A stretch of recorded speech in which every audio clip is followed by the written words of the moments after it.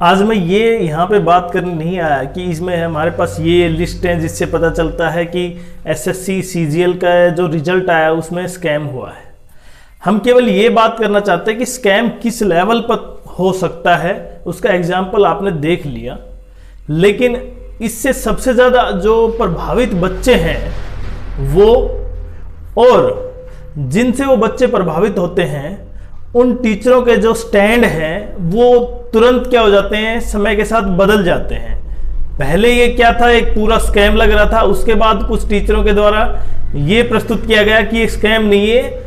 इसका कारण ये है, मतलब उस चीज को दूसरी तरफ घुमा दिया गया। अब आपको क्या लगता है कि अगर उस चीज को, अगर वो स्कैम नहीं है तो पहले जो स्कैम था, अब क्या उन बच्चों का इससे हौसला बढ़ पाएगा कि वो आगे 2025 में अच्छी तैयारी करें? ये तो बिल्कुल नहीं हो सकता, क्योंकि अगर बच्चे कितनी भी तैयारी करें, अब की बार 150 गई, 153 गई, ये हो सकता है 2025 में 170 चली जाए जनरल कैटेगरी, जनरल पोस्ट के लिए,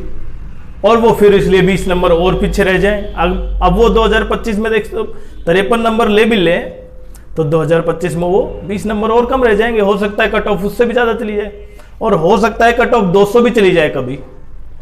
तो इसमें ये सबसे बड़ा फेलियर किसका होगा? या फिर इसकी सारी की सारी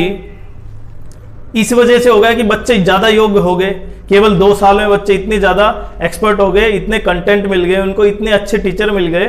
कि उन्होंने मार्क्स जो पहले कभी नहीं हुआ उससे बहुत ज़्यादा मार्क्स लेना स्टार्ट कर दिया। लेकिन उस चीज़ पे जाने से पहले हम ये देखना चाहते हैं, क्या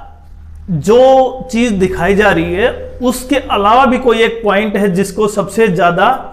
हाईलाइट करना चाहिए। तो आज मैंने यहाँ पे, मैं उस लिस्ट को या वो जो रोल नंबर है उनको नहीं दिखा पा रहा, मैं केवल ये समझाने की कोशिश कर रहा हूँ आपको कि जो सबसे अफेक्टेड बच्चा है जिसके नंबर 150 है लेकिन वो 3 मार्क्स से रह गया, क्यों? क्योंकि उसको एग्जैक्ट नॉर्मलाइजेशन के मार्क्स नहीं मिल पाए और जितने मिलने चाहिए थे। अब क्योंकि नॉर्मलाइजेशन के मार्क्स नहीं मिल पाए और ऐसे बच्चे को नॉर्मलाइजेशन के मार्क्स दिए गए, जो सिलेक्टेड बच्चे हैं उनको दिए गए, उसकी वजह से क्या हो गया, उनके मार्क्स बहुत ज़्यादा हो गए। और वो बच्चे जिन्होंने मेहनत से लगभग अपना 150 के आसपास लेके आए थे, 150 लेके आना बहुत बड़ी बात थी, जबकि हम तो ये मान रहे थे कि कट ऑफ केवल 130 135 के आसपास जाएगी, और उससे एकदम से जंप करना और फिर भी कट ऑफ में नहीं आना, तो कहीं ना कहीं तो ये शक के दायरे में आता है कि उसका नॉर्मलाइजेशन कैसे हुआ। हम ये नहीं कह रहे कि यहाँ पे कि पेपर लीक था या कुछ और तरीके था, हम तो केवल इस वीडियो में केवल ये टॉपिक डिसाइड कर रहे हैं या टॉपिक पर डिस्कस कर रहे हैं कि नॉर्मलाइजेशन का तरीका क्या है। क्या नॉर्मलाइजेशन सबको मिला या केवल सिलेक्टेड सेंटर को नॉर्मलाइजेशन मिला, और जिनकी वजह से मार्क्स बहुत ज़्यादा चले गए, और किस आधार पर दिए गए? क्या एग्जाम सेंटर में, कुछ एग्जाम सेंटरों में पेपर समय पर शुरू नहीं हो सका और जिनकी वजह से मार्क्स मिले,